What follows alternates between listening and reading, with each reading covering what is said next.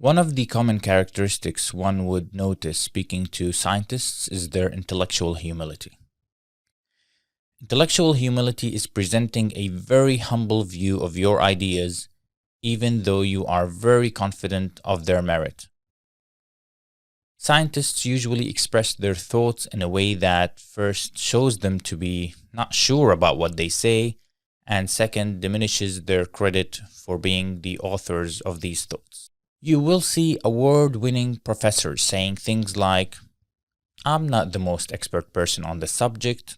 I may be wrong, but I think this idea is so and so," thus appearing uncertain of what they say.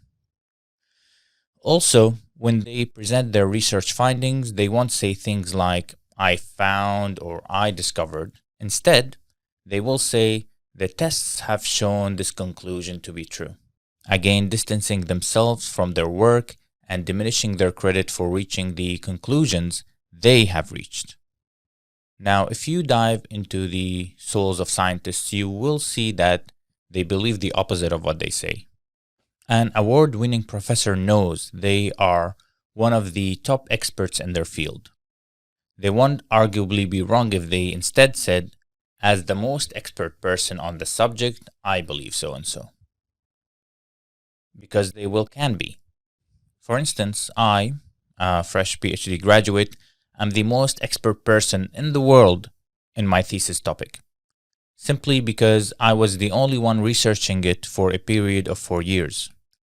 And this holds true for most PhD graduates, let alone a research professor that has been researching a small area of science for decades. They may know that they are experts, but they don't say it because no scientist wants to appear arrogant, which is a characteristic that often goes hand in hand with being ignorant. A scientist also knows that being the one who developed the study and conducted the tests, they own the credit for their findings. We do surely know that tests don't conduct themselves and papers don't write themselves too.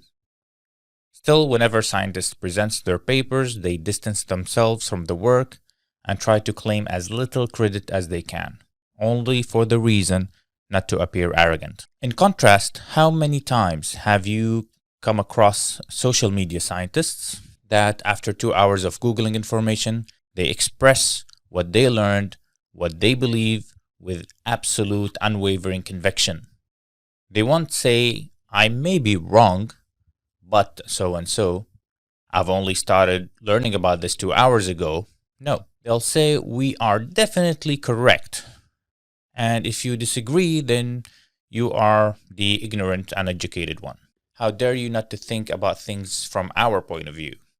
From observing those who know and those who don't, it can be argued that those who know have developed humility as a result of learning, and those who remain ignorant have remained arrogant. So, to prepare your mind for learning, you have to practice humility, and it starts with accepting ignorance, which we will talk about in the next class. Thanks for watching, and if you found this content useful, check my full course on Skillshare where you will get a full month premium subscription for free.